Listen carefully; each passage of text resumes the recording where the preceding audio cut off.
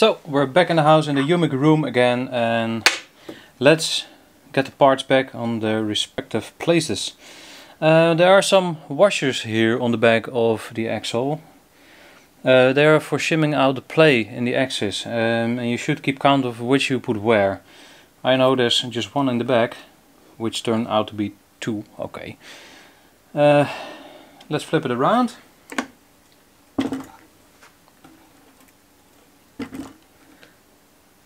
So let's put it in. The washer is there. Okay.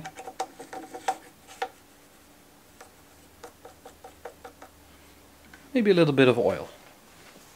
I just use very generic handy oil, nothing special. Don't use tons of it, just one droplet is enough. It's a bronze bearing. It doesn't need a lot. One droplet, that's cool, that's fine. That's probably more than it needs for the next 50 years.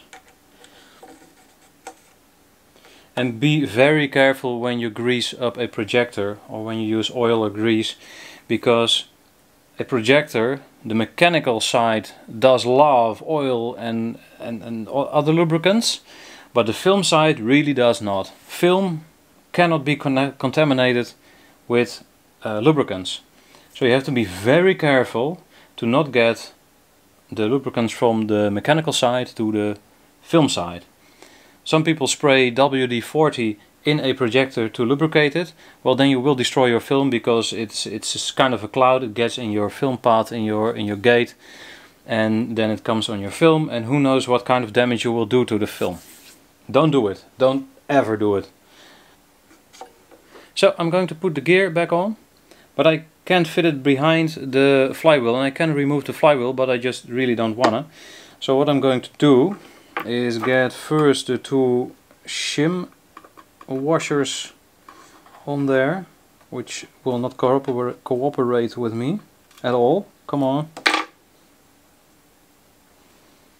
I put them on the axle, and then I'm going to get the axle a little bit back from where it came, and then I get the gear behind the flywheel and over the axle, and then I slide the axle back. And then it's just a matter of tightening the screws. Let me give you a quick top tip when you get a projector, and if you have a Eumig, or a Eumig built one, it's fairly simple. Eumigs were sold all over the world. I explained this into the P2 video also. You have several voltages on which you can set the machine. When I get them, they're always set to 220 volt, which was the mains for years in Holland.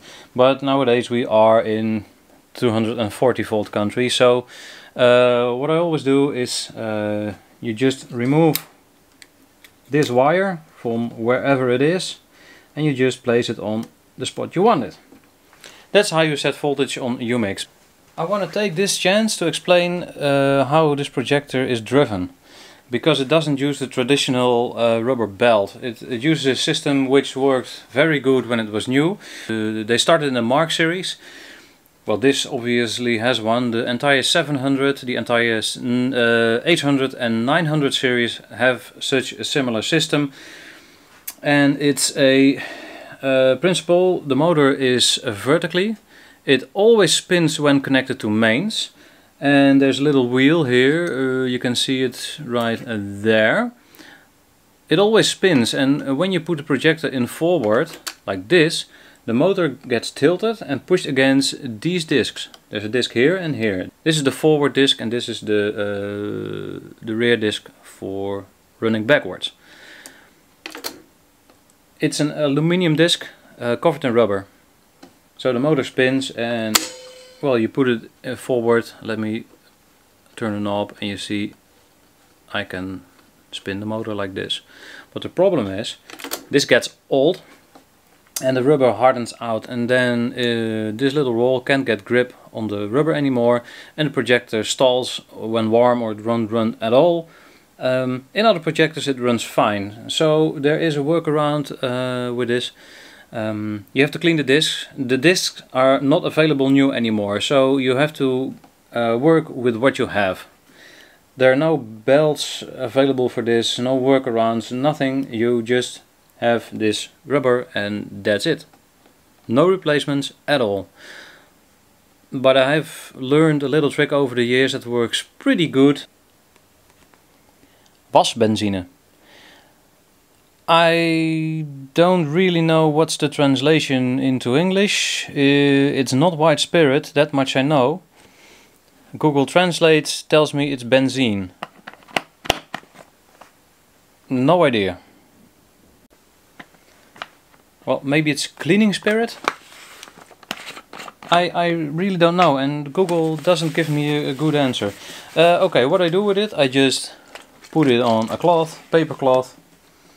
Doesn't really matter. And then I put my fingers right between the discs and I spin them by hand. So you dissolve effectively the top layer of the rubber. Okay, I've cleaned it, and before I put the amplifier back in, I want to test it if the repair works, or else I have to rip it all out again. Now, before I'm going to plug this into the mains, I want to be sure I tell you, be very careful with what you're doing now. If you're not trained like me, don't do it. If you're not familiar with electricity, or don't trust yourself with it, or don't feel safe doing it, please don't do it. Because this is naked and this is live mains. The transformer is also alive. All these parts are live.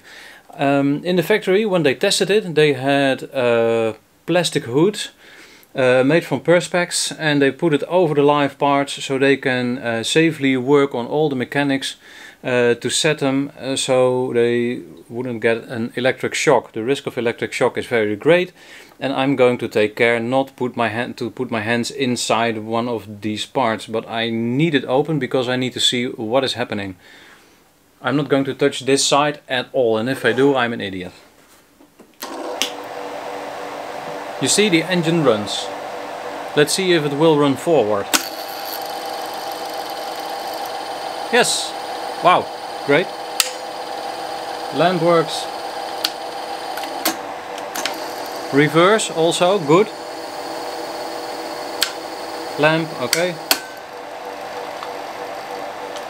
And now the 18 frames per second speed. That can be problematic to switch this.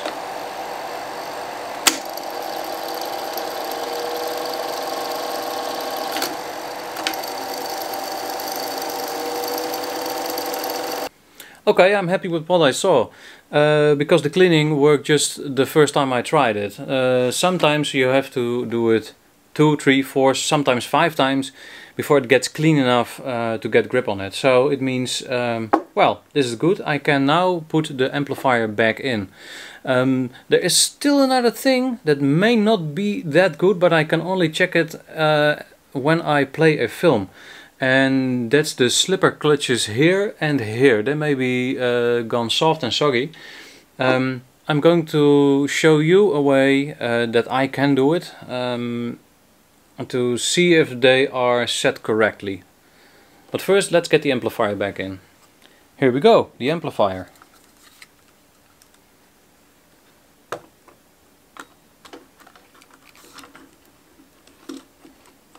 Don't force anything, it just sort of slides back on the place, into the place it should be. You see, that's how easy it should be done. So I turn the projector around again so we can reattach the plugs on the front. So the amplifier gets the input again. Put this lid back on.